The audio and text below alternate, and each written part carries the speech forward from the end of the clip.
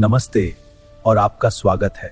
आज हम समय के एक ऐसे सफर पर निकलने वाले हैं जो हमें हजारों साल पीछे ले जाएगा। यह सिर्फ इतिहास नहीं, सभ्यता की कहानी है।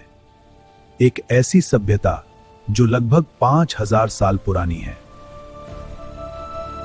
और जिसका प्रभाव आज भी पूरी दुनिया में दिखाई देता है। यह कहानी है भारत की। सबसे पहले चलते हैं सिंधु नदी के किनारे बसे प्राचीन शहरों की ओर। हड़प्पा और मोहनजोदड़ो ये शहर दुनिया की सबसे पुरानी और विकसित सभ्यताओं में गिने जाते हैं। कल्पना कीजिए, हजारों साल पहले भी यहां सीधी सड़कों का जाल था, घरों में निजी शौचालय थे और एक शानदार महान स्नानागार भी था। यहाँ के लोग व्यापार में बहुत आगे थे। उनका व्यापार में दूर मेसोपोटामिया तक होता था। लेकिन इस महान सभ्यता का एक रहस्य आज भी दुनिया को हैरान करता है। लिपि जिसे आज तक कोई पढ़ नहीं पाया। हड़प्पा सभ्यता के बाद भारत के इतिहास में एक नया दौर शुरू हुआ। इसे कहा जाता है वैदिक काल। इस समय की जानकारी हमें 4 वेदों से मिलती है: ऋग्वेद, यजुर्वेद, सामवेद और अथर्ववेद। समाज कृषि और पशुपालन पर आधारित था। इसके बाद आया महाजनपदों का युग, जब भारत में 16 बड़े राज्य थे। इन्हीं में से एक था मगध, जो आगे चलकर एक विशाल साम्राज्य बना। और अब हम पहुंचते हैं भारत के इतिहास के एक बेहद महत्वपूर्ण साम्राज्य। इस महान साम्राज्य की स्थापना की चंद्रगुप्त मौर्य ने, लेकिन इतिहास में सबसे ज्यादा प्रसिद्ध हुए उनके पोते सम्राट अशोक। युद्ध इतना भयानक था कि उसने अशोक को भीतर तक बदल दिया। उन्होंने युद्ध का रास्ता छोड़ दिया और अपनाया धम्म का मार्ग। इसके बाद उन्होंने पूरे एशिया में बौद्ध धर्म का प्रचार किया। आज भी उनके शिलालेख पत्थरों और स्तंभों पर देखे जा सकते हैं। मौर्य साम्राज्य के बाद आया एक और महान काल, गुप्त काल। इसे भारत का स्वर्ण युग भी कहा जाता है। इस समय कला, विज्ञान और साहित्य ने नई ऊंचाइयां हासिल की। महान गणितज्ञ आर्यभट्ट ने गणित में क्रांतिकारी खोजें की। महान कवि कालिदास ने मेघदूत और अभिज्ञान शाकुंतलम जैसी अमर रचनाएं लिखी। इस युग की भव्यता आज भी अजंता और खजुराहो के मंदिरों और गुफाओं में देखी जा सकती है।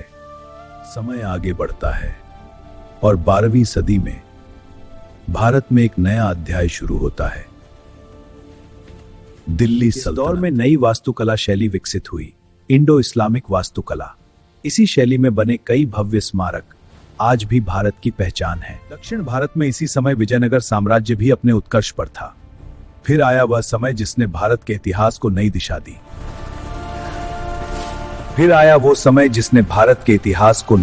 दी। साल था 1526। पानीपत का पहला युद्ध हुआ और भारत में शुरू हुआ साम्राज्य। इसकी नींव रखी बाबर ने, लेकिन इस साम्राज्य को असली पहचान दी सम्राट अकबर ने।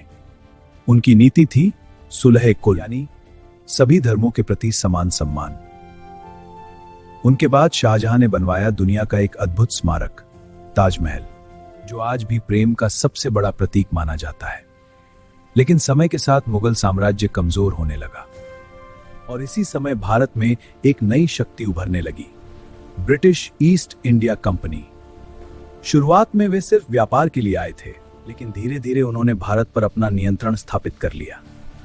1757 का प्लासी का युद्ध भारत के इतिहास का एक बड़ा मोड़ था। 1858 में भारत सीधे ब्रिटिश क्राउन के अधीन आ गया। भारत की महारानी घोषित करती हूँ। और शुरू हुआ लगभग 90 साल का संघर्ष। लेकिन भारत की आत्मा कभी नहीं झुकी। महात्मा गांधी, जवाहरलाल नेहरू, सरदार पटेल, सुभाष चंद्र बोस और अनगिनत स्वतंत्रता सेनानियों ने देश को आजाद कराने के लिए अपना सब कुछ न्योछावर कर दिया। और आखिरकार 15 अगस्त 1947 को भारत आजाद हुआ। हड़प्पा से लेकर आज के आधुनिक भारत तक यह सफर सिर्फ इतिहास नहीं है, यह हमारी पहचान है।